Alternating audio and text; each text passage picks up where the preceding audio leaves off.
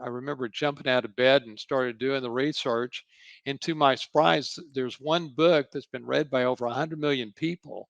And the next best selling book on success has been read by less than 10 million people.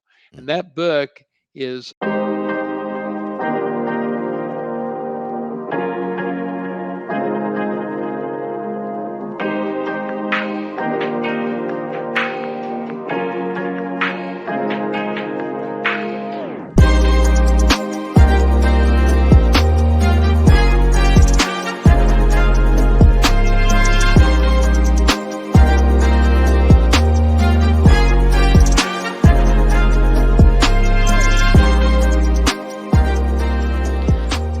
Welcome to Revelations, the place where we communicate truth to power. I'm Cole Johnson, and thank you so very much for joining me. Our next guest has a secret. He calls it a $5 million secret. He says that there's a technique we all can use to increase wealth, and it will only take you 12 minutes a day to apply it. He's profited off of his own approach by taking his low six income a year salary and bumping it to 5 million a year. Wow. Ladies and gentlemen, the man behind Think It, Be It, John Mitchell. Cole. Thank you. No problem. Glad to And be here. glad that you're joining me. And this is his revelation.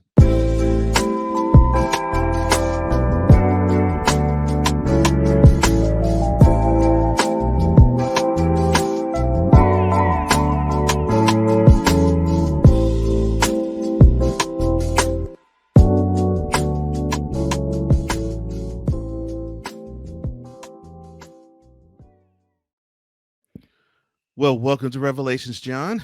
Thank you. I'm so glad that you were joining me, and your story just leapt off the page, and I just had to have you. And in order for us to properly do this for our first time guest, we have to have you open the way. So we are going to now open the way.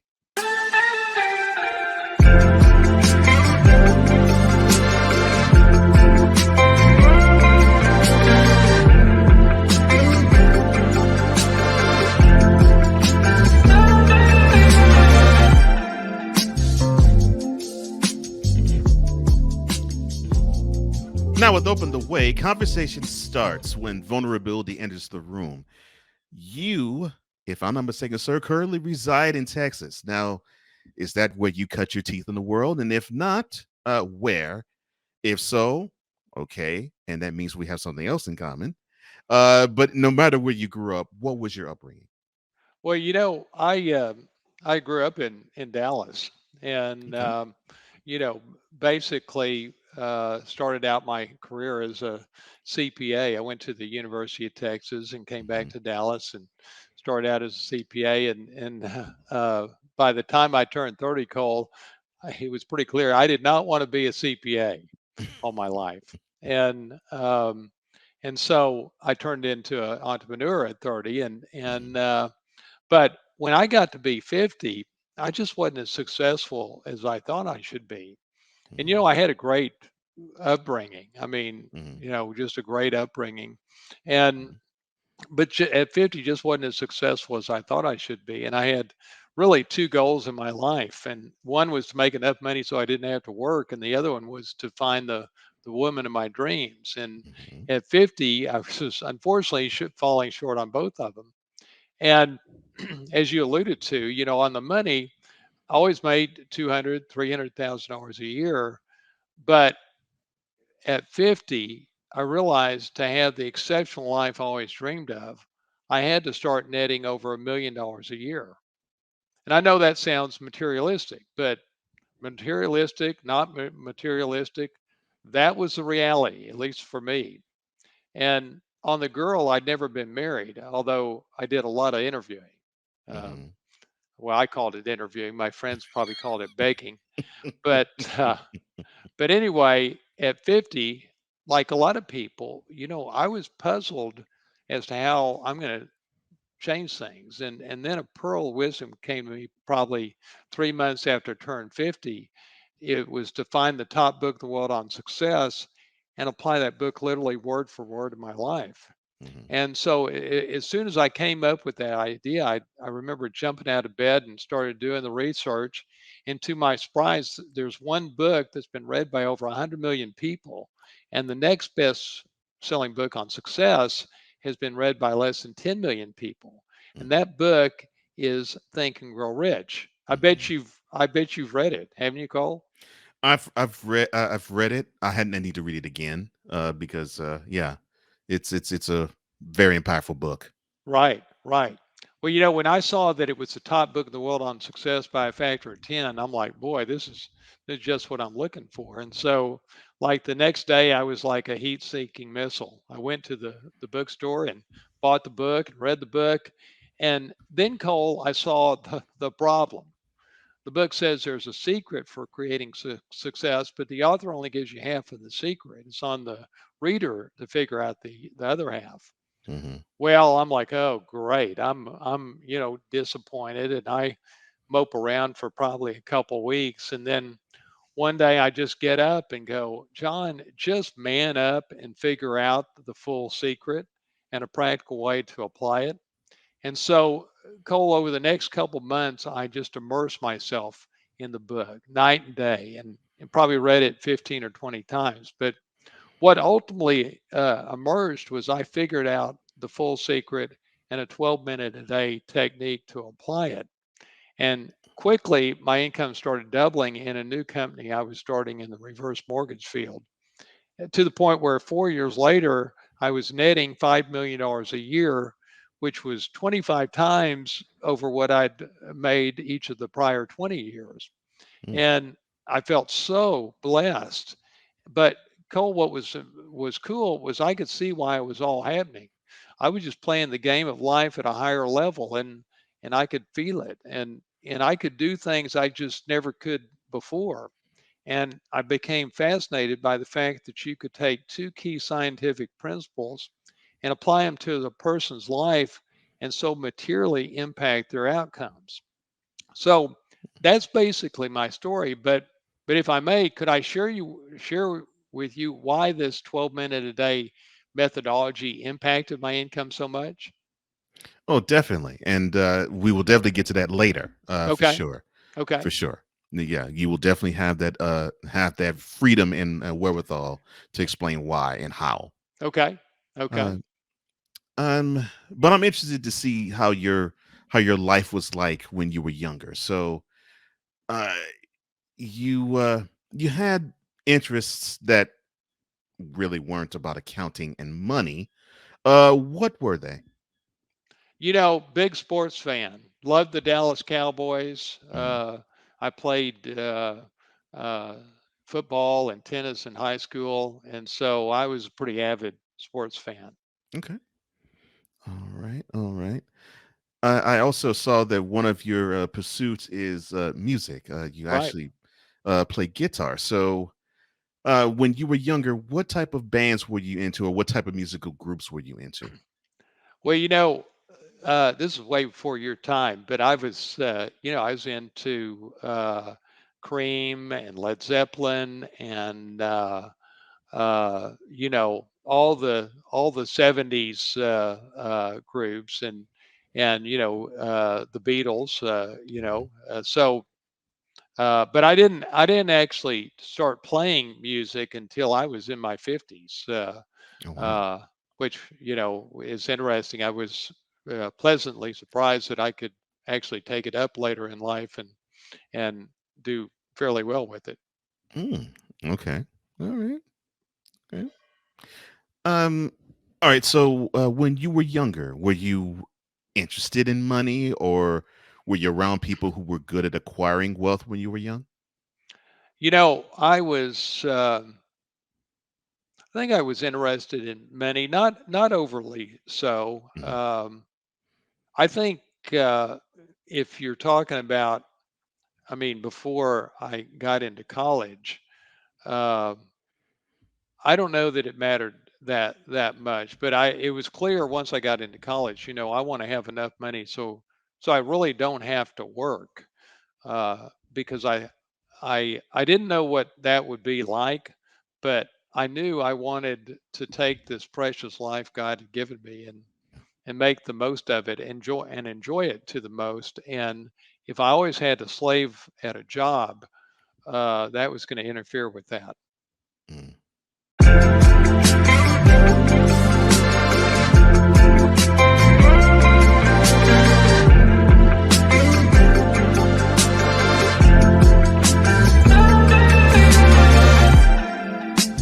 We're just getting started.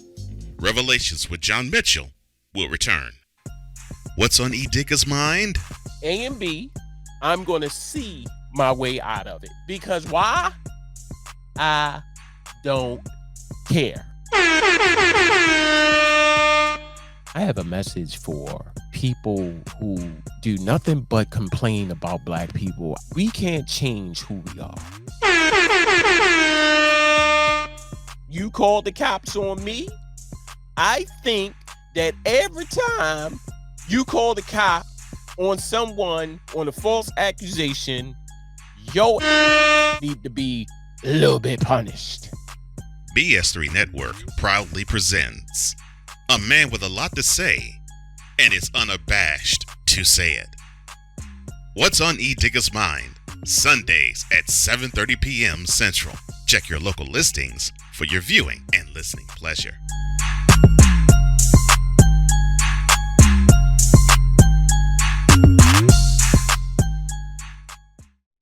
Are you looking for something to do on your lunch break? Well, there's a show on the BS3 Network that has only 4 words to say to you. We ready, we ready, we ready for y'all. We ready, we ready, we ready for y'all.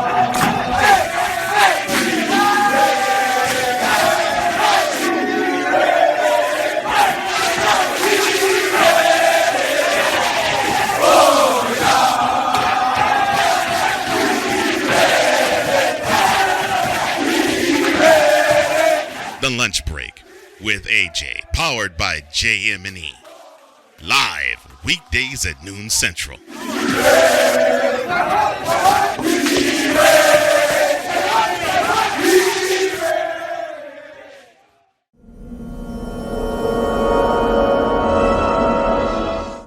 Entrepreneur John Mitchell joins me on Revelations. He has opened the way, and now it is time for us to take that walk across the bridge to prosperity.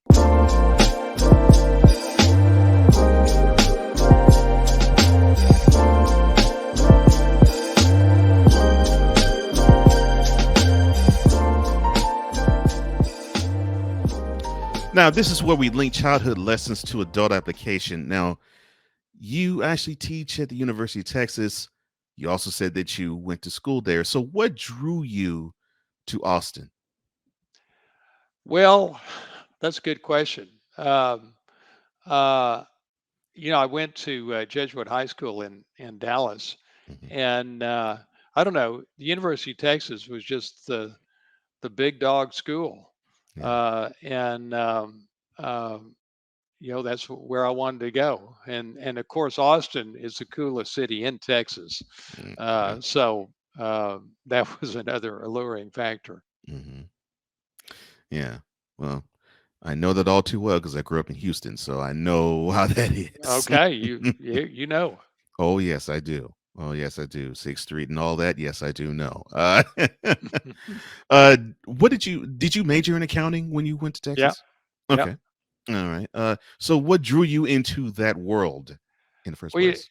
my dad told me that the language of business was accounting, Mm, and I'm like, okay, that makes sense. And I was good at math, and so that was sort of a natural. mm, okay. So obviously you definitely wanted to be tied to business and cash flow. I can understand that. Right, right. Yeah. I wanted to be successful. I Hmm. I saw that when I was in college in high school, I wasn't a very good student. I made C's. Hmm. I tended to put more of my focus on athletics, and Hmm. when I got to Texas, I thought, well, I'll crush it because I went to private school. Well, I didn't crush it so much. My first semester, I got C's and D's, Hmm. and finally sort of snapped to and thought, let's buckle down here, and then basically made straight A's the rest of the way. And but that was a great experience because it really made me um, realize I could accomplish what I set my mind to. Wow. And when I got out in the real world, into the accounting world, I'm like, here we go. I can accomplish anything I set my mind to because I just saw myself do it in college. And so that was a good way to start the my career. Although it didn't start with such a bang because I got kicked around a little bit early in my career. So it was a little struggle at the start. Right. Yeah. As it is, I think, for most who step out of college and try to find their way in the world. I totally Right, understand that. right. Okay. So you mentioned accounting. You mentioned that your father passed along that advice about how the business world ticks. So, what was it about the art of money that compelled you back then? I just wanted to have enough of it so I didn't have to work. I mean, when you start your career, you're trading your time Hmm. for money to pay your rent and to put food on the table. Right. But that's not really the purpose of life, in my opinion. It's something we all have to accept, and we do. But I'm like, well, let's figure out how to make a bunch of money so that at some point I don't have to do it. I can do what I want rather than what I have to do. Mm. Yeah, I heard I heard a quote somewhere. I forgot who said it, but it was basically try in early in your life to do what you need to do so that you can later in life do what you want to do. Right. Yeah. Yeah. And I tell you one thing I have learned in my life, if I take all my life lessons and I think back, when I was in my 20s, you've got to find something that gives you an advantage over everybody else, that gives you an edge. Because if you do life like everybody else, you're going to get an average life. And I personally hated the average life. And I evolved to seeing, boy, I gotta find something that gives me an advantage. Find a success formula, which is something I'd always been looking for. And by the time I hit 50, I'm like, I assumed it didn't exist. And then shortly thereafter, I discovered it did exist in the most likely source, the top book in the world on success, but it was buried in it, not on the surface. Right. Yeah. Oh, so you mentioned exactly where I wanted you to go next. So your 20s. Now, Mhm. you mentioned that of course, you graduated from college and you became a CPA, and you took, I guess you could say, an inventory upon your life. And I think when we normally do at 30 and say, this is what I like and this is what I don't like, and I need to change it. So, how happy were you in your 20s? I think I was relatively happy, a 7 on a scale of 1 to 10. But Mhm. but when I got to be 30, I'm like, this accounting gig ain't gonna cut it. I'm not cut out to be an accountant. Mm, And it was pretty clear that. And I also found that I didn't like working for people. I don't mm, know what it was. I had some bosses that I didn't think were that sharp, and I didn't like that my future was in their hands. And I'm like, boy, I'm going to change this dynamic. mm. This isn't going to be how my life is going to play out, and having my life, my career controlled by somebody else.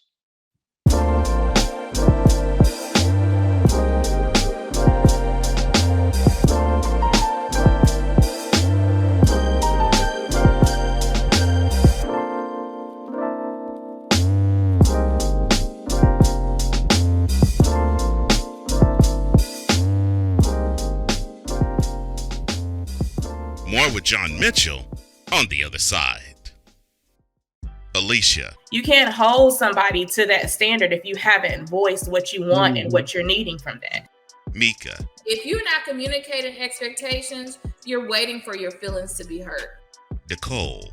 A lot of people don't want to take the time out to be alone and to get themselves together. Ivan. You got to be willing to work through stuff. And from the jump street, y'all done had problems. Maybe you don't need to be working through those. BS3 Network proudly presents Queen 3 and King podcast. Live every Tuesday at 7 p.m. Central.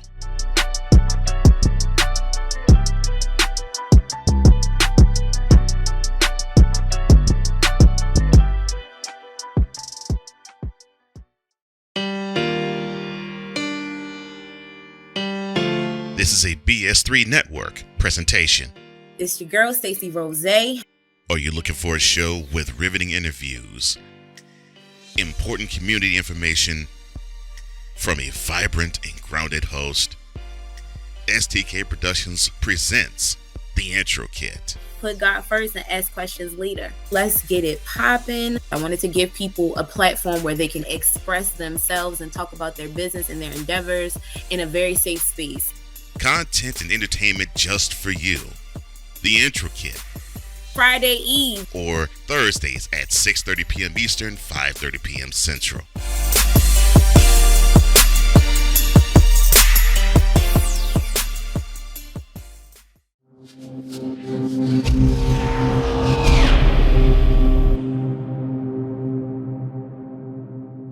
Entrepreneur and the man behind Think It Be It, John Mitchell, joins me on Revelations. He has opened the way. He has walked across that bridge. And now it is time for us to get behind the purpose.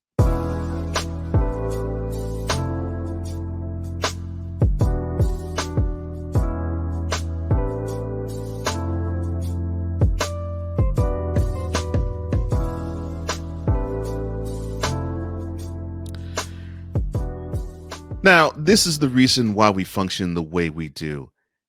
And you ended off exactly where I wanted you to go. You mentioned that in your 20s, you were somewhat happy, but you were, like I said, you were taking inventory upon your life. And you were saying that being a CPA just didn't cut it. So what event led you to become an entrepreneur? Well, you know, it's I'll tell you a quick story. And this is enlightening for everybody that wants to be an entrepreneur. Sometimes it happens not the way you thought it would. And anyway, so I was a CPA and I got to know these guys that sold tax shelters to CPAs. And you know, I'm 30, they're in their late 40s and 50s, and there were three of these guys, and they were salesmen, polished salesmen. And so they'd trot out to all the CPAs in Dallas and show them different tax shelter deals to get their clients into some of them. And so I went to them when I turned 30, and I'd known them for a couple of years. And I said, you know, you guys need somebody like me who can look at the deals that come in and tell if they're going to work both economically and from a tax standpoint. And back then I was, you know, making $30,000 a year. Now this is a long time ago, but that's what I was making. And they go, okay, yeah, we agree. It can be my transition out of the CPA business. And they said, well, come office with us and we'll pay you the same amount. And if you want to do some accounting work on the side, great. But you just look at the deals and evaluate them for us. So off I go. I resigned from my CPA firm and I start looking at deals, and they had a variety of sources for deals. And about 3 months into it, I find a deal that I thought was pretty good on my own. And so I go and I show it to them, and it's a real estate deal building fourplexes, and pretty creative idea that somebody else had. And I showed it to him. I said, you know, if you take this idea and you change this and you change that, I think it'd be a home run. They look at it and go, yeah, boy, no kidding. We could sell the heck out of this. Mm-hmm. And so they go, but we're not developers. I mean, we're salesmen. And I'm Mm-hmm. like, well, how hard can it be? I mean, Mm-hmm. you buy the land, you get an architect, you get a builder, you get the financing. I mean, how tough can it be? And I said, I can do this. And they go, well, okay, we'll let you try. And so Mm-hmm. um, I start on that down that road, and I'd meet with them once a week and tell them where I was on it. But they were completely removed from it. Mm-hmm. And so we get down to the point of, I do all the stuff I just mentioned, find the land, find the builder, find the architect, Mm-hmm. and find the financing. And so then it comes down to writing the investment prospectus that explains the deal, explains the economics, explains the tax benefits, and that was right up my alley because I saw that my unique talent that I discovered when I was probably 27 as a CPA was that I could take the complex and make it simple. Right. So I write this investment presentation and hand it to them, and they take it, and within 3 or 4 days they'd raised $4 or $5 million, which is what it took back then to launch this idea. Mm-hmm. And so now I guess the other thing I didn't say about these guys is that they were all crushing it. I mean, from a financial standpoint, in today's dollars, probably each one of them was making $1 million a year. Mm-hmm. And here I was making 30,000 a year. And so once we sold out the investment, then I'm like, here we go. My life is really ready to take off. Right. I'm partners with these guys. And of course, it's all sort of on a handshake. Mm-hmm. And so about a week or two after they uh, sell it out, they call me into their office. The senior partner calls me in, and it's a Friday, and he says, "Well, John, we're going to let you go because you don't bring any financial strength to the equation." And I go, "Well, of course I don't. I'm 30 years old. I've been making, 30,000 a year. Of course I don't. I brought the idea." Mm-hmm. And they go, well, nevertheless, you don't bring anything now to the table, and we're going to give you $100,000, but we're going to pay it to you in a couple of years when we sell this. Well, you know, uh, I was stunned, as you would know, and Of I course. remember driving back home that night and being uh, just stunned. And then the next morning, I get up and I'm stunned. And then Sunday morning, I get up and I go, F them. Mm-hmm. I am pissed now. Yeah. I am pissed. All right.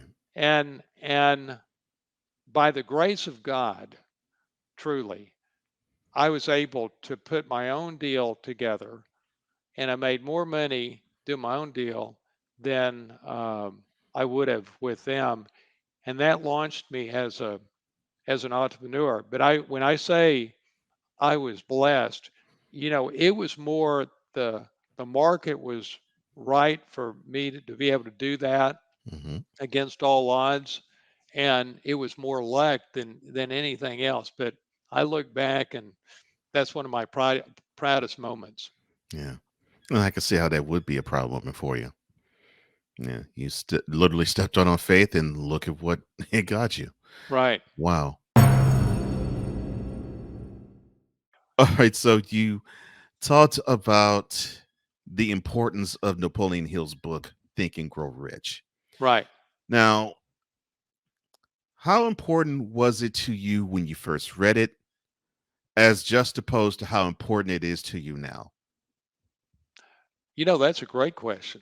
Um, I read the book when I was 41 years old. I just realized this not too many years ago. I've kept journals, and Hmm. and I remember scrolling through my journal a few years ago and saw that at 41 I read it and Mhm. thought it was a, a really good book, but it didn't change my life. And I think the factor that changed it at 50 was I realized that not only is this a good book, it's the top book in the world on success by a factor of 10. Mhm. And that made me pay attention to it maybe Right. more than I did when I was 41. Mhm. Yeah, and yeah, and believe me, this is one interesting anecdote. I found that the leader of Earth, Wind and Fire, Maurice White, would turn every group member onto that particular book, Right. and Right. that was when I first understood what Think and Grow Rich was. I was like, wow, okay, so this guy, he's having his band members read it. Okay, so this must be something that I need to read. All right. Right. Right. Mhm. And you know, if you don't mind, can I be vulnerable about something? Please, please. So, you know, when I turned 50, you know, I was feeling that scarcity of time, but there was something more going on with me than that.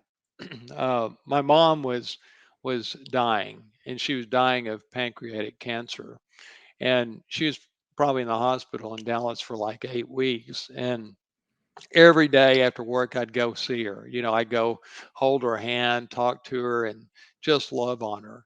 And it was everything I could do to keep from breaking down in front of her. And so I'd spend, I don't know, 2 hours with her, and then I'd leave and I'd walk out in the cold, dark parking lot, and Mhm. I'd get in my car, and Cole, I'd just cry my eyes out. And this goes on for like 8 weeks, just crying my eyes out for about 30 minutes every night before I drive home. And obviously, I was feeling the impending loss of my mom, but I knew there was something deeper going on because I'd never experienced this level of emotion night after night. It was just excruciating. And what I realized was really going on was that I felt like I was letting my mom down with my life. You know, my Wow. parents had given me everything they could. They sent me to Jesuit high school in Dallas when they really didn't have the money. And then Mhm. they sent me to the University of Texas and paid for everything. And so night after night, I'm sobbing in my car with this horrible feeling that I'm letting my mom down. After all the advantages they gave me, I wasn't making a dent in the world. And all I had was an average life. And, you know, I hated the average life because I just knew I was capable of so much more. And as this was going on night after night, I was actually reading Think and Grow Rich. And I didn't realize it at the time, but that pain was like rocket fuel in causing me to go deeper and deeper into Think and Grow Rich, really deeper than any other person on the planet to figure out the full secret. All right. So, what is the full secret of the Okay. book Think and Grow Rich, and why do you believe Napoleon Hill only gives the reader half of the secret? Okay. Okay. Well, let me walk you through this. Please. So, and this relates to, you know, going to the hospital every night to see my mom. Mhm. And I remember one night in particular was really pivotal, and this was really the night my life changed forever.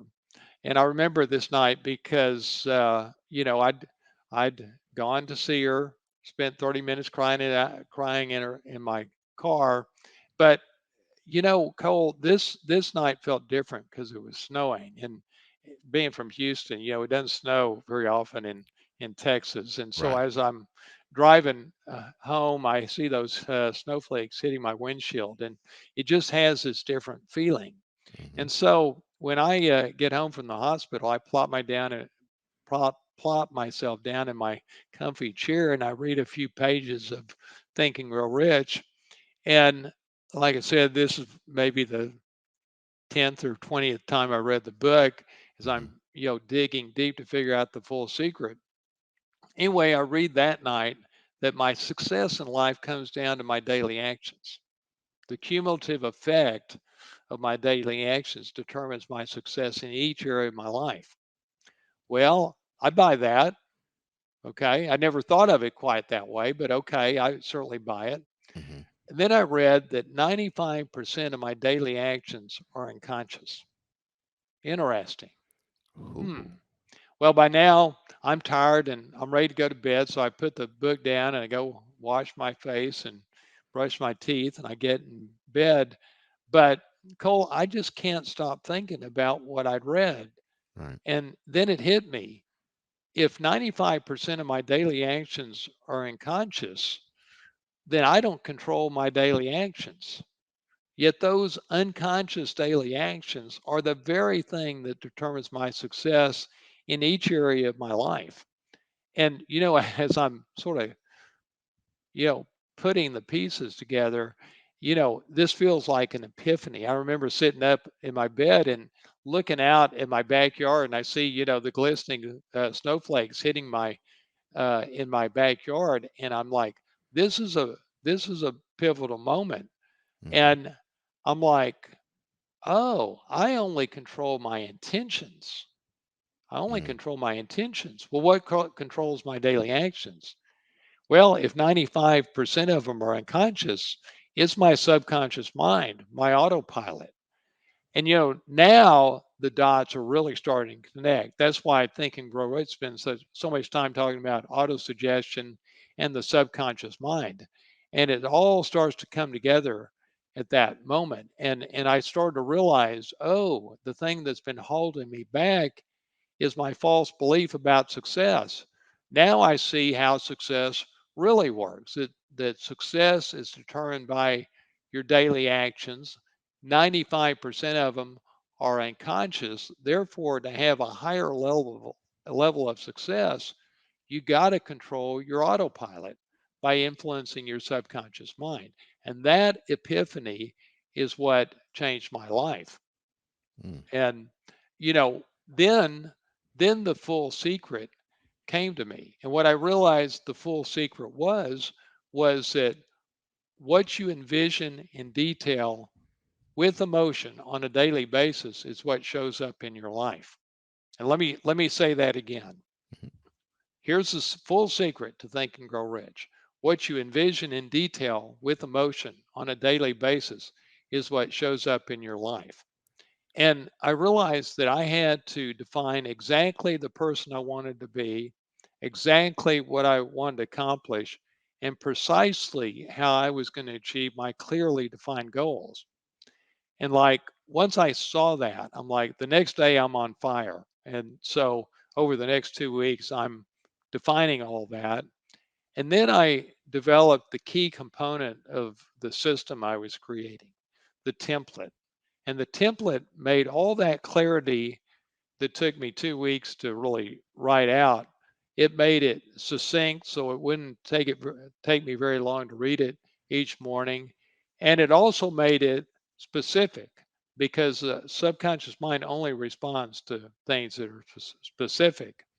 And so the template allowed me to apply the science of the human mind that Think and Grow Rich talks about, and reading it each morning, this succinct articulation of my life was the repetition that Think and Grow Rich says was required to influence the subconscious mind and rewire my autopilot. So that's the full secret. Wow.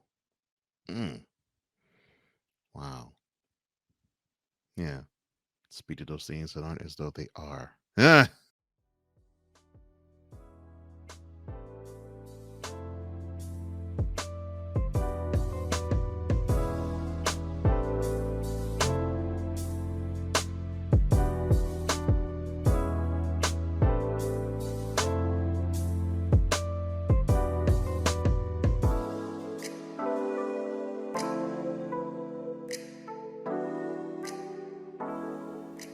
We'll be back with more John Mitchell.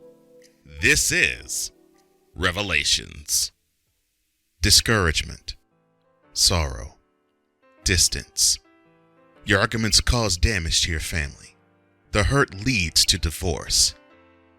You feel like there is nowhere else to turn. but there is hope for you. That's where we come into play. There is an overcomer that lives inside of you, one ready to take on the world as you leap for joy, living in victory. You'll grow to love yourself and others. There's life after divorce, and you can claim it today. Get Over Divorce, where your new story begins here every Thursday on YouTube and Spreaker.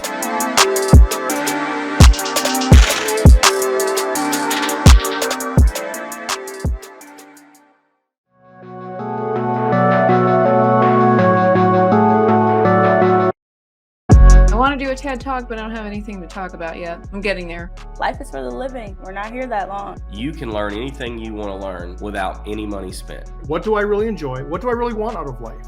I am your host, W-I-Z-E. Are you in a life-holding pattern? Well, this is for you. Welcome to the Stuck in My Mind podcast.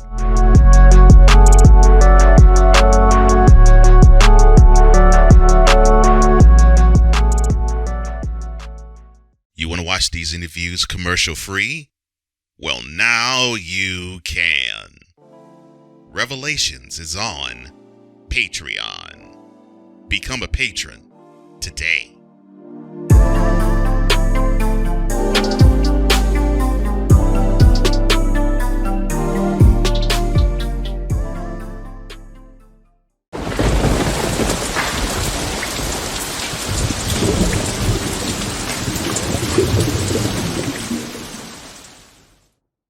Serial entrepreneur and the man behind Think It Be It, John Mitchell, joining me here on Revelations. He has opened the way. He has walked across the bridge. He has given us the reason why he is the way he is. And now it is time to bring all of that to light.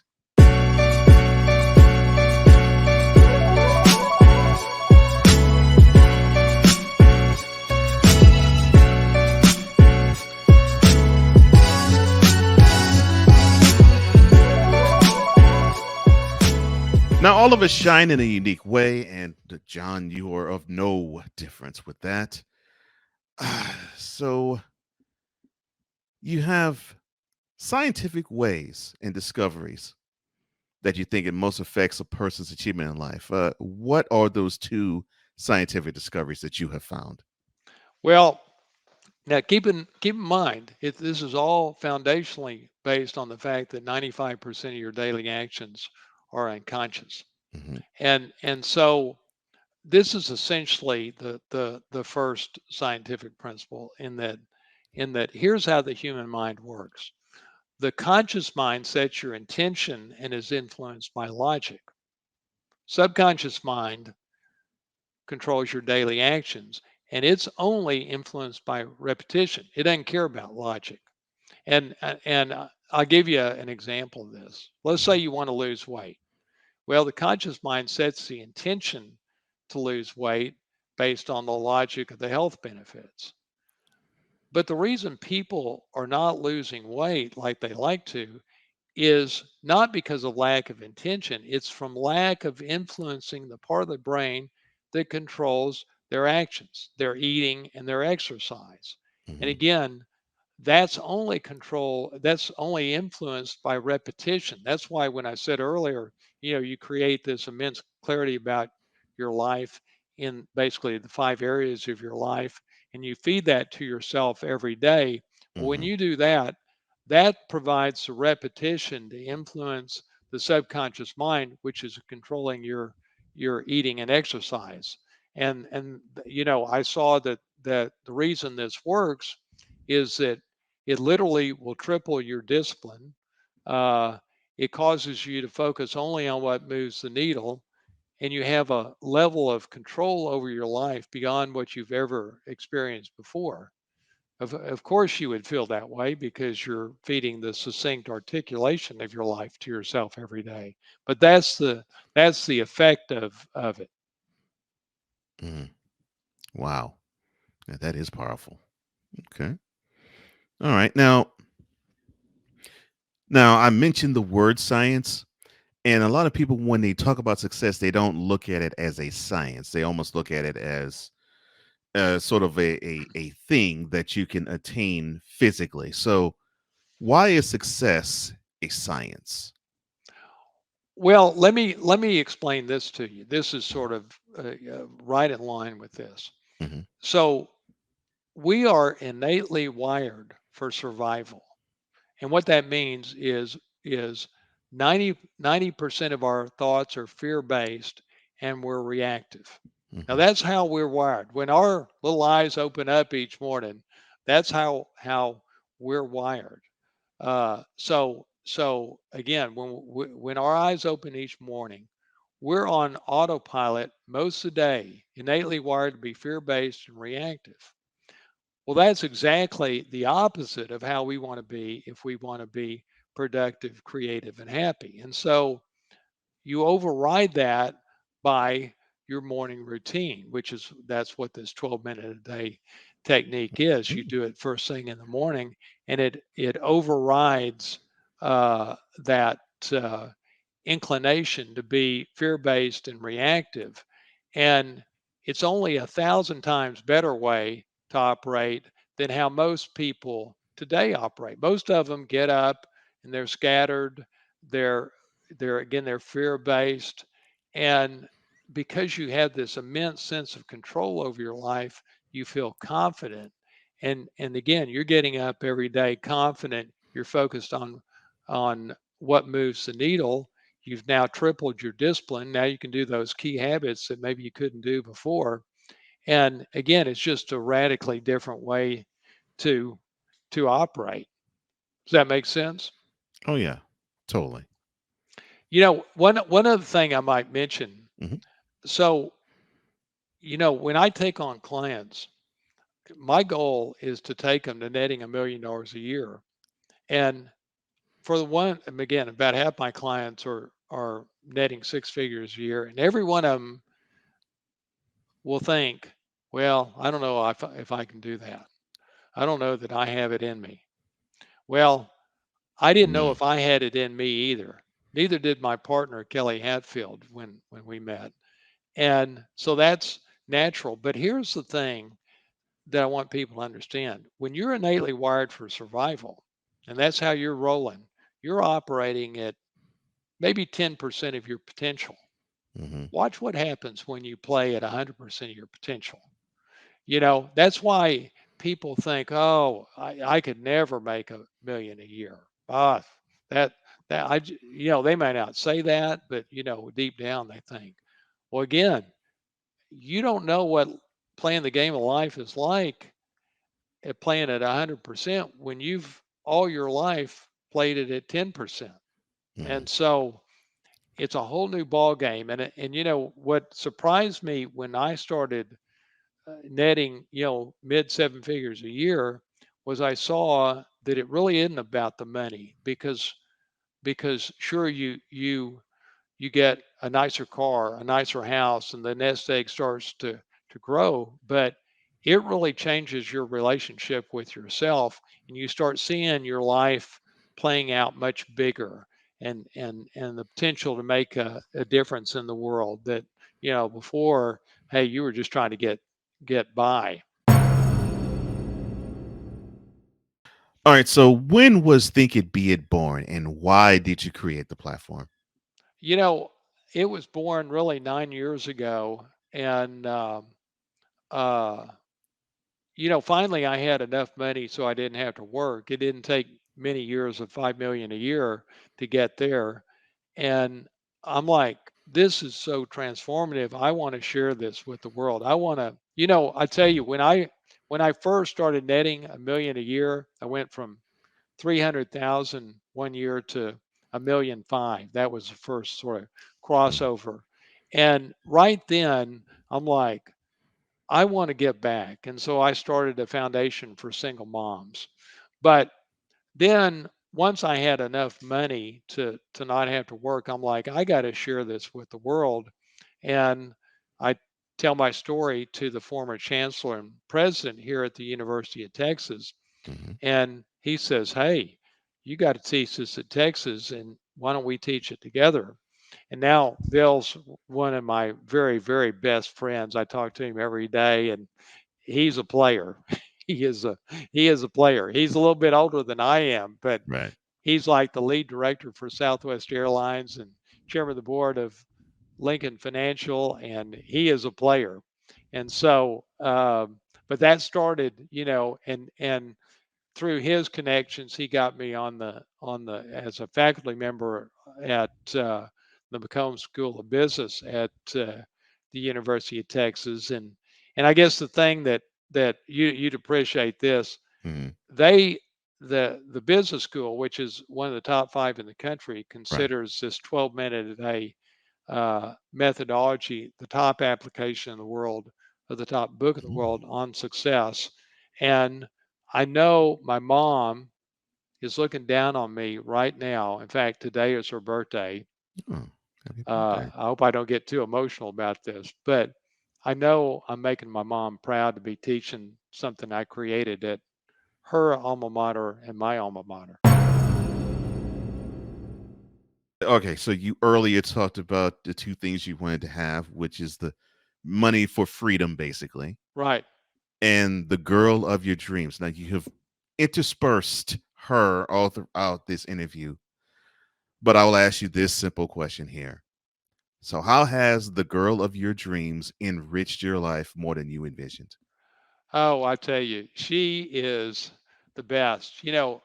When I like, so I, you heard the story at 50. Mhm. As I started to apply this in Dallas, I'm like, I've dated every girl in Dallas, and she is not here. I'm moving to Austin. And so I moved to Austin. I didn't know a person. All I had was this new business in the reverse mortgage business and this methodology from Thinking Grow Rich that I was applying. Mhm. And I'm like, okay, let's apply it to find the girl. So I defined exactly what I was looking for in her. Mhm. And I also defined who is the person I need to be to attract that girl. Mm. And within a year, I met her, and fortunately, I manned up and married her. And um, I see how powerful that is to have a great partner in life, because so often when I'm working with people, I ask them to rate their marriage on a scale of 1 to 10.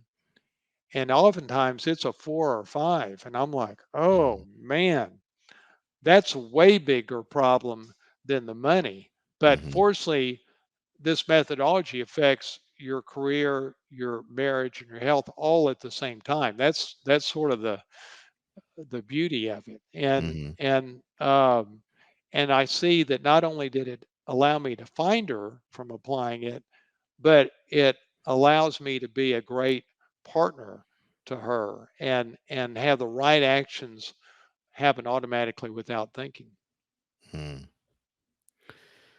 One of the aspects about all of what you have just said, uh, it's imparted upon me, is that yeah, we could be romanced by the material wealth of what you can bring, but it is more about the wealth of the inner human being than the wealth that you accumulate. Boy, that is so well said. Yeah, and I saw that this methodology changes your relationship with yourself Yeah. big time. Big Mhm. time. Yeah. That's the biggest thing, Yeah. is the money is secondary. Mhm. It's nice, but it's secondary. But you start changing your relationship with yourself. That's the real gold of this.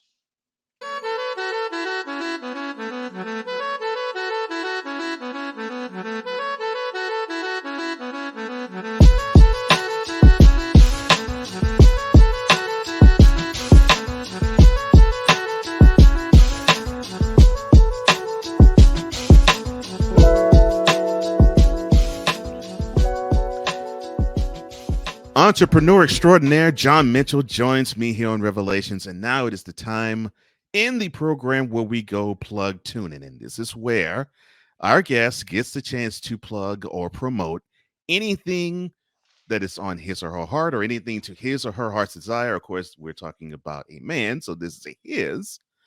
So, John, I will now cede the floor to you and roll the red carpet.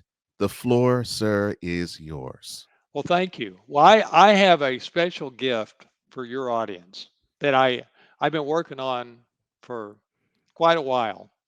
And it's the 9 habits required to net $1 million a year and have the exceptional life in the process. And I'm proud of it. I've really have been working on it a long time, and I'm just now have finished it. And so if anybody would like to get it, just email me at john@thinkitbeit.com and just say, hey, I want the 9 habits required to net over $1 million a year and live the exceptional life in the process, and I will send it to you. Entrepreneur and life coach. I could probably say that with certainty. John Mitchell, he joins me on Revelations. Thank you so much for taking the time. And I've really enjoyed this. Hey, me too. I have too. I really have. Oh, man.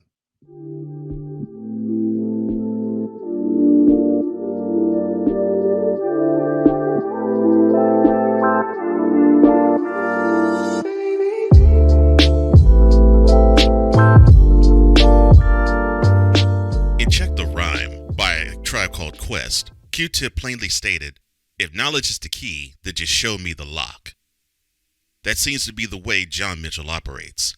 Show him the door to open, because he's already armed with the knowledge to unlock it. When we think about rich, money firstly comes to mind, but there is a deeper meaning to being rich.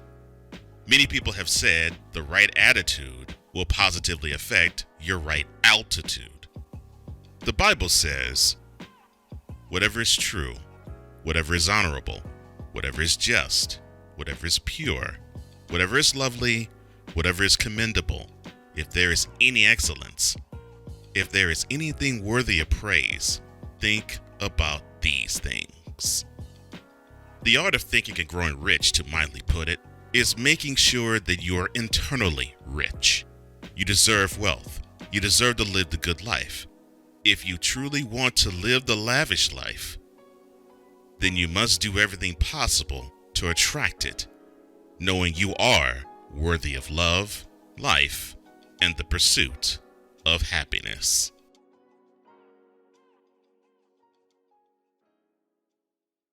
Many thanks to John Mitchell for giving us his perspective on life. And why don't you join us every Tuesday on YouTube at Revelations TV Show, and every Monday at 8 p.m. Eastern, 7 p.m. Central on the BS3 Network, where you will get a revelation like John's each and every week. For changing the world, one conversation at a time, I'm Cole Johnson, and this has been Revelations.